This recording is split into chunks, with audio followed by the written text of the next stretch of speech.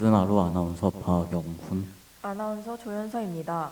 첫 번째 소식입니다. 따뜻한 물이나 소금물 또는 식초로 각을 하면 바이러스가 제거된다는 정보가 전국적으로 SNS를 통해 퍼지고 있다고 합니다. 이 정보에 대해서 팩트체크를 해봤다고 하는데요. 현장에 나가 있는 지혜원 기자, 나와주세요. 안녕하십니까. 지혜원 기자입니다. 이번 소식은 코로나 바이러스 제거하기 위해 어떤 행동을 취해야 하는지에 대한 소식입니다.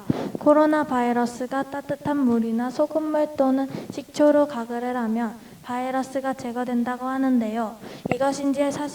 이것이 사실인지 호흡기 내과 교수에게 인터뷰를 통해 알아보도록 하겠습니다.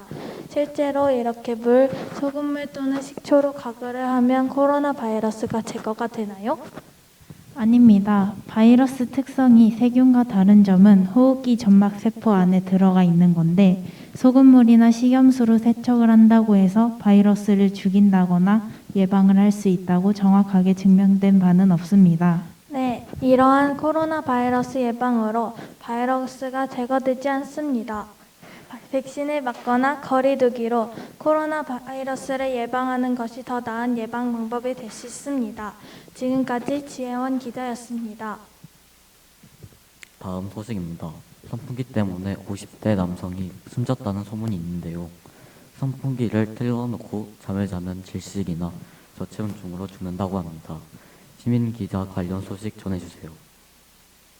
네, 김가람 기자입니다. 선풍기를 틀고 자면 사망에 이른다는 온라인상의 정보가 있습니다. 경찰은 선풍기를 틀고 잠을 자다 질식이나 저체온증의 이유로 변을 당한 것으로 보고 확인해 있습니다. 이에 대하여 전문가의 말씀을 들어보겠습니다.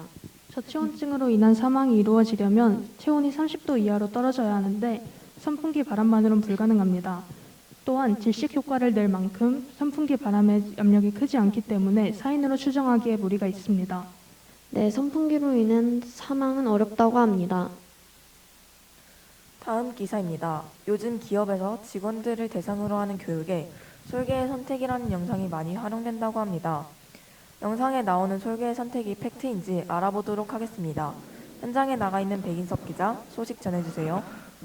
안녕하십니까. 관천서울대공원에 나와 있는 백인석 기자입니다.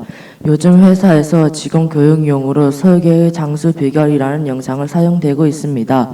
이 영상에서는 설계와 오래 살기 위한 발톱과 뿌리를 뽑고 날개 또한 뽑아 사람의 나이로 30년을 더 산다는 내용입니다. 설계는 뿌리와 발톱을 뽑히면 다시 자라지 않는다고 합니다. 전문가의 말에 의하면 뿌리는 피부가 각질화되어 생기는 것으로 완전히 뽑으면 다시 자라는 것이 불가능하다 합니다. 또한 설계는 조류이기 때문에 음식을 섭취하지 않으면 오래 버티는 것이 불가능합니다. 따라서 설계의 장수 내용은 모두 거짓임으로 체크되었습니다.